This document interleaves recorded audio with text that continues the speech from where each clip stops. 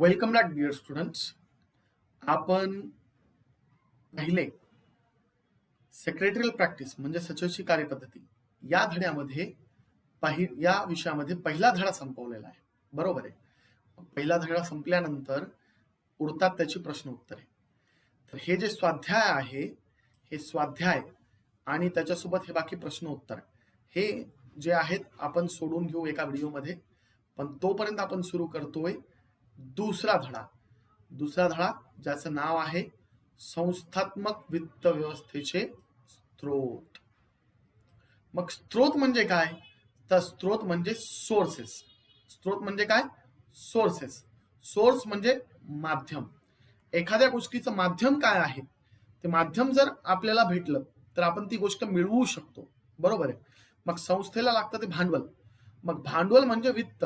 ते वित्त मिळवण्याचे माध्यम स्त्रोत म्हणजे संस्थात्मक वित्त व्यवस्थेचे स्त्रोत. प्रस्तावना. उद्योग व्यवसायातील प्रत्येक कार्य पार पाडण्याची गुरुकिल्ली वित्त कडे असते. म्हणजे काय? गुरुकिल्ली म्हणजे की. गुरुकिल्ली म्हणजे काय? की म्हणजे चाबी. म्हणजे कोणत्याही व्यवसायाची चाबी जी असते ती काय असते? वित्त असते. कोणत्याही व्यावसायिक कार्याचा पाठपुरावा आर्थिक पाठिंब्याशिवाय केला जाऊ शकत नाही. पाठपुरावा म्हणजे फॉलो अप, त्याच्या मागे लागणे. म्हणजे कोणत्याही गोष्टीचा मागे जर लागायचं असेल तर आर्थिक पाठिंब्याशिवाय ते होऊ शकत नाही. व्यवसाय करताना प्रत्येक टप्प्यावर निधीची गरज असते. व्यवसाय करताना प्रत्येक टप्प्यावर निधीची गरज असतेच. बरोबर आहे. कंपनीचे प्रवर्तन, संघटन तसेच उद्योग व्यवसायातील नियमित कार्यासाठी याची आवश्यकता असते. कंपनीचे प्रवर्तन म्हणजे काय? प्रमोशन. प्रवर्तन म्हणजे काय? प्रमोशन. प्रमोशन म्हणजे किसी भी चीज की शुरुआत को प्रवर्तन कहते हैं. म्हणजे कोणत्याही व्यवसायाची सुरुवात, कोणत्याही गोष्टीची सुरुवात म्हणजे प्रवर्तन अवस्था. मग ती प्रवर्तन अवस्था इथे दिलेली आहे. व्यवसायातील प्रत्येक कृती ही शेवटी वित्ताशी संबंधित असते. हे बघा, हे काय? वित्त म्हणजे काय? मग वित्त म्हणजे पैसा. मग प्रत्येक व्यवसायाला व्यवसाय जेव्हा सुरू होतो आणि जेव्हा सुरू होण्यानंतर चालवणं व्यवसाय चालवताना वस्तूची निर्मिती करणे, ती वस्तू बाजारपेठेत पोहोचवणे, मग ती विकणे, एवढ्या गोष्टी करायच्या असतात. मग एवढ्या गोष्टी करताना कंपनीला लागतो खूप सारा पैसा. मग तो पैसा कसा आणायचा, व्यवसायाची सुरुवात कशी करायची, स्थापना कशी करायची, या सर्व गोष्टी करणे म्हणजेच वित्त मिळविणे. ठीक आहे. मग ते वित्त मिळवण्याचे स्त्रोत असतात, त्याचा आपण अभ्यास करणार आहोत. मग पुढे व्यावसायिक संस्थेला आवश्यक असलेल्या निधीला भांडवल असे म्हटले जाते. मी आताच म्हटलं की भांडवल लागतं. प्रत्येक व्यवसाय संस्थेला त्याच्या कार्यासाठी विशिष्ट भांडवलाची आवश्यकता असते. संयुक्त भांडवली संस्था कंपनी ही आधुनिक व्यावसायिक संस्था आहे. ठीक आहे. ही काय आहे? आधुनिक संस्था आहे. तसेच हा मोठा उपक्रमही आहे. संयुक्त भांडवली संस्था याच्याबद्दल सांगितलेलं आहे. संयुक्त भांडवली संस्था काय आहे? मोठा उपक्रम आहे, मोठी व्यावसायिक संस्था आहे. संयुक्त भांडवली काय असते ते सांगतो. कसं असतं? समजा माझ्याकडे 100 रुपये आहेत, पण 100 रुपयामध्ये मी व्यवसाय सुरू करू शकत नाही. पण मी 100 रुपयाला 100 जण शोधून काढले तर किती जमा होतात? 10,000. 10,000 व्यवसाय सुरू होऊ शकतो. मग त्याच प्रकारे एखाद्या व्यवसायाला आपण शासनाकडे त्याचं रजिस्ट्रेशन करून घेणं, त्याची नोंदणी करणे व त्या नोंदणीच्या आधारावर लोकांकडून पैसा गोळा करून व्यवसाय सुरू करणे. तर संयुक्त भांडवली संस्था, संयुक्त म्हणजे जोडलेले, भांडवली म्हणजे भांडवल, संस्था म्हणजे कंपनी. मग सर्वांकडून जोडून घेतलेला पैसा जॉईंट स्टॉक कंपनी म्हणतात इंग्रजीत. ठीक आहे. तर ही जॉईंट स्टॉक कंपनी म्हणजे संयुक्त भांडवली संस्था.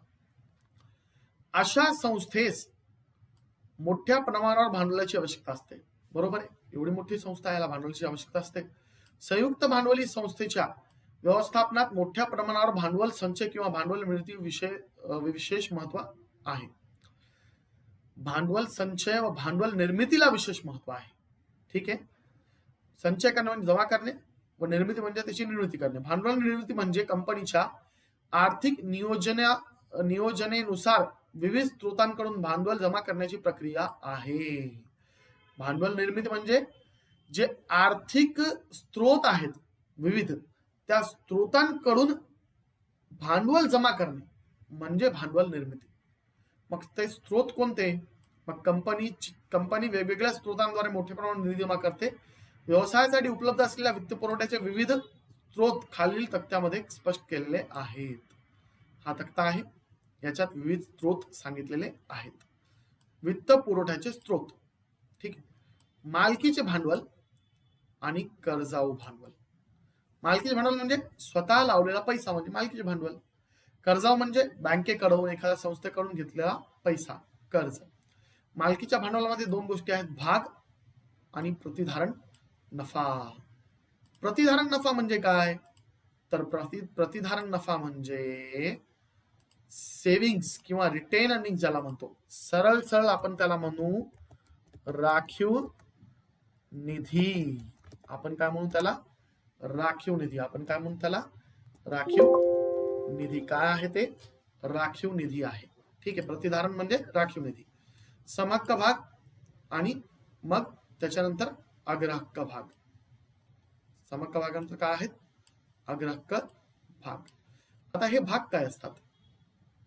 समहक्क भाग आणि अग्रहक्क भाग हे काय असतात हे आपण पुढे धड्यामध्ये बघणार आहोत. कर्जाऊ भांडवलामध्ये कर्ज रोखे, ठेवी, बंधपत्रे, जागतिक ठेव पावती, अमेरिकन ठेव पावती, बँकेचे कर्ज, वित्तीय संस्थांचे कर्ज, व्यापारी कर्ज.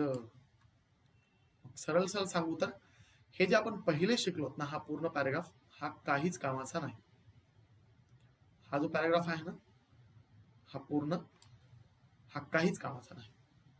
कामाचा आहे ते वित्त पुरवठ्याचे स्त्रोत, कारण की याच्यात आपण हे बघणार आहोत पूर्ण. मग काय?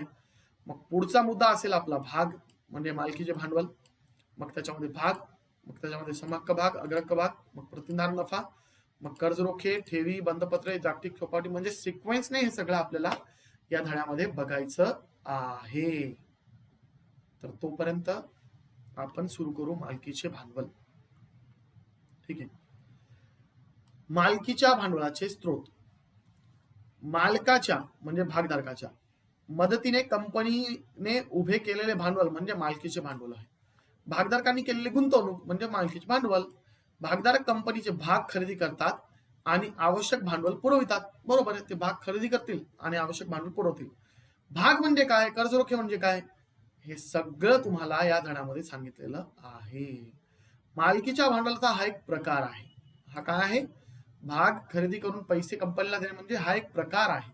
कसं असतं? प्रत्येक गोष्टीचा एक पुरावा म्हणून कागद असतं. उदाहरणासाठी समजा हा कागद आहे, समजा हा आहे कागद. हा जो कागद आहे ना, हाच आहे पुरावा. हा शेअर आहे समजा, हा काय आहे? शेअर आहे म्हणजे भाग आहे हा. फक्त याच्यावर दिलेले नियम वेगळे आहेत. हाच कर्ज रोखे, याचे नियम वेगळे. हाच बंधपत्र, याचे नियम वेगळे. फक्त कर्ज घेतले आणि दिल्याबद्दलचा जो पुरावा असतो त्याचे नियम वेगळे आहेत, म्हणून त्यांची नावं वेगळी आहेत. मग भाग म्हणजे वेगळं, कर्जरोखे म्हणजे वेगळं. मग भाग याच्यात केलेली गुंतवणूक म्हणजे मालकीचे भांडवल. मालकीच्या भांडवलाचा आणखी एक प्रकार म्हणजे संचित नफा किंवा प्रतिधारण नफा. संचित नफा किंवा प्रतिधारण नफा म्हणजे राखीव निधी. कंपनीमध्ये प्रॉफिट होतो, तो प्रॉफिट थोड्या प्रमाणात वाटला जातो आणि थोडा उरलेला असतो. तो उरलेला प्रॉफिट म्हणजे राखीव निधी. मग तो राखीव निधी म्हणजे प्रतिधारण नफा. यालाच नफ्याची पुनर्गुंतवणूक म्हणतात. नफ्याची पुनर्गुंतवणूक म्हणजे झालेल्या नफ्याला आपण गुंतवतोय व्यवसायामध्ये म्हणून पुनर्गुंतवणूक, प्लगिंग बॅक ऑफ प्रॉफिट, नफ्याची पुनर्गुंतवणूक असेही म्हणतात. कंपनीच्या नफ्याची कंपनीच्याच व्यवसायात पुनर्गुंतवणूक कसे करणे असा याचा अर्थ होतो. निधी उभारणीचा हा अंतर्गत स्त्रोत आहे. हा कोणता स्त्रोत आहे? अंतर्गत स्त्रोत आहे. मालकीचे भांडवल हे कायमस्वरूपी व्यवसायात राहणारे भांडवल मानले जाते. हे कंपनीचे विसर्जनाच्या वेळीच परत केले जाते. म्हणजे मालकीचे भांडवल केव्हा परत केले जाते? कंपनीच्या विसर्जनाच्या वेळी. भाग भांडवलाच्या रूपातील मालकी भांडवल हे नवीन कंपनीसाठी प्रारंभिक स्त्रोत आहे. नंतरच्या काळातली नंतरच्या काळातही अतिरिक्त भांडवलाची गरज पूर्ण करण्यासाठीही याचा उपयोग होतो. तथापि संचित नफा व भांडवलाचा प्राथमिक स्रोत असू शकत नाही, परंतु जेव्हा कंपनी आपला व्यवसाय फायदेशीररित्या चालवते तेव्हा हा स्रोत महत्वपूर्ण असू शकतो. बरोबर आहे. संचित नफा हा प्राथमिक स्रोत नाही. प्राथमिक स्रोत म्हणजे काय? व्यवसाय सुरू करताना जो पैसा लागतो तो प्राथमिक स्रोत, मग तो भाग असू शकतो.